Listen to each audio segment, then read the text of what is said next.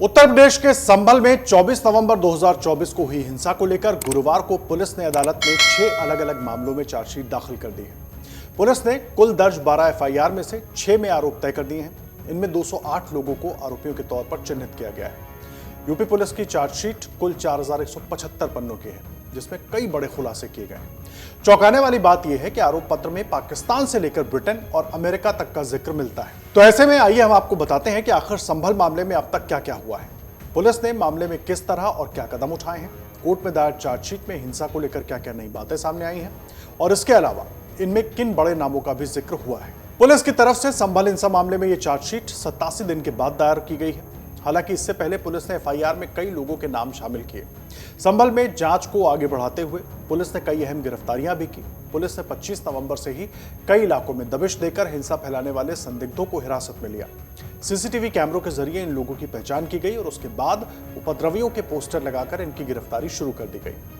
25 नवंबर को पुलिस ने एफआईआर में समाजवादी पार्टी के नेता और संभल के सांसद जियाउर रहमान बर्क का नाम शामिल किया। इसके अलावा सपा नेता इकबाल महमूद के बेटे सुहेल इकबाल का नाम भी शामिल रहा। इसके बाद 28 नवंबर को यूपी सरकार ने 3 सदस्यीय न्यायिक आयोग का गठन किया। आयोग को जांच में यह पता लगाना था कि यह घटना कोई सुनियोजित साजिश थी या अचानक घटित हुई। अगर साजिश थी तो इसके पीछे किन लोगों की भूमिका थी, साथ ही घटना के बाद पुलिस और जिला प्रशासन द्वारा कानून व्यवस्था बरकरार रखने के लिए उठाए गए कदम सही थे या नहीं।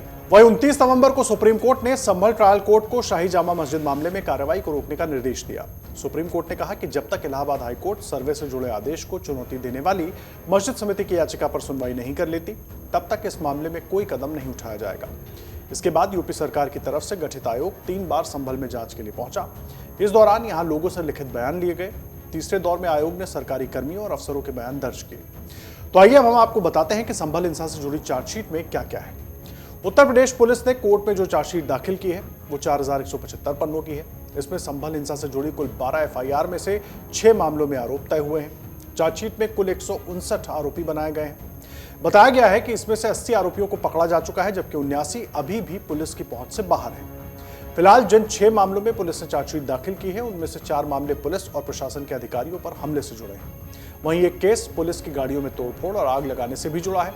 इन्हीं मामलों में आरोप तय हुए हैं। जिन मामलों में एसआईटी ने आरोप पत्र दाखिल किया है उनमें पुलिस और प्रशासन के अधिकारियों पर हमला करने, लूट, आगजनी के मामले शामिल हैं। तो आइए अब हम आपको बताते हैं कि एसआईटी ने अपनी चार्जशीट में संभल हिंसा का मास्टरमाइंड किसे बताया है। एसआईटी ने इस चार्जशीट में संभल हिंसा का मुख्य मास्टरमाइंड दुबई में मौजूद भगोड़े शारिक साटा को बताया है, जो कि संभल में गाड़ी चोरी करने वाले गिरोह का सरगना है, जिसने दिल्ली एनसीआर से 300 से ज्यादा गाड़ियां उठाई हैं। पुलिस का कहना है कि साटा के अंडरवर्ल्ड डॉन दाऊद इब्राहिम से भी संबंध है। साथ ही उसके पाकिस्तान की खुफिया एजेंसी इंटर सर्विस इंटेलिजेंस यानी कि आईएसआई से भी संपर्क रहे हैं। संभल के एसपी कृष्ण कुमार बिश्नोई के मुताबिक साटा फर्जी पासपोर्ट के जरिए देश छोड़कर भागने में कामयाब रहा था। संभल हिंसा की जांच के दौरान पुलिस को जो सबूत मिले उसमें साटा के इस घटना के मास्टरमाइंड होने की बात सामने आई है। चार्जशीट में उसके गिरोह से जुड़े कई लोगों के नामों का जिक्र है।